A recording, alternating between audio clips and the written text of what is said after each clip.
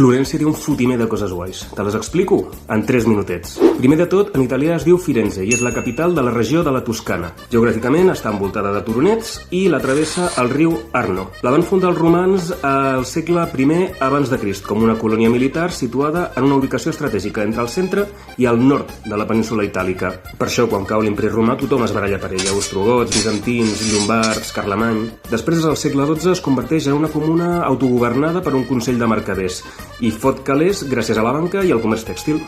Més o menys per aquella època és quan es comença a fer servir la flor d'iris com a símbol de la ciutat. També és una era de conflictes polítics, de revoltes, també ve la pesta, però també és l'època en la que apareixen els 3 grans escriptors pares de la llengua italiana, Dante, Petrarca i Boccaccio. De fet, com a curiositat, l'italià estàndard es basa en el toscà florentí.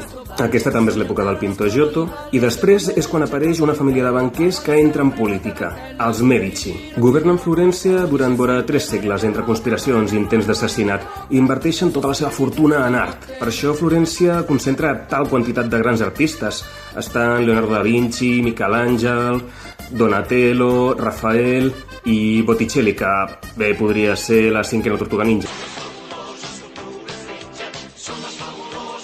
Més florentins importants d'aquella època? Doncs està Amerigo Vespucci, un navegant que va donar nom a tot aquest continent, i també Maquiavel, un filòsof polític. I així és bàsicament com Florència es va convertir en el bressol del Renaixement i la raó per la qual està patadíssima de monuments. El més famós seria la catedral de Santa Maria del Fiore, el Duomo, amb la cúpula de Brunelleschi, però també hi ha més esglésies guais, com la Santa Croce o com Santa Maria Novella. Al Palazzo Vecchio, l'Ajuntament segueix sent la seu del poder polític de la ciutat i al costat té la Loggia dei Lanzi, un pòrtic ple d'escultures. També hi ha la tira de museus. Els més coneguts serien la Galeria de l'Acadèmia, on està el David de Michelangelo, i la Galeria dels Uffizi, on està la Venus de Botticelli. Creuant el riu Arno està el Ponte Vecchio, que passa pel mateix punt per on passava el pont romà original, i a l'altra banda està el Piazzale Michelangelo, que té aquestes vistes al·lucinants. També per aquí està el Palazzo Pitti, que va ser la residència senyorial dels Medici i també de les dinasties que van governar la ciutat després d'ells.